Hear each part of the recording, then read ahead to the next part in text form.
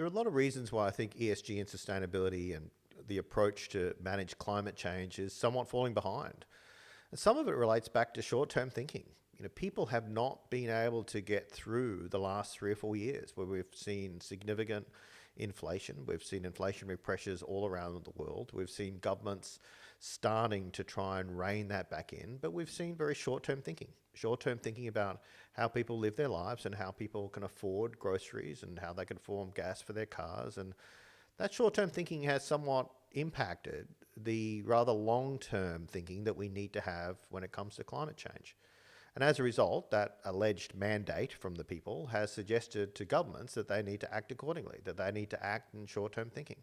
So unfortunately, a lot of governments now are focused on how to reduce inflation and how to address short-term issues without looking at some of the long-term strategies that need to be put in place to address some long-term issues, climate change being one of them. So unfortunately, short-term thinking is alive and well, and it is going to impact the way we think about climate change. Climate change is going to require some long-term thinking with strategic thought and real leadership.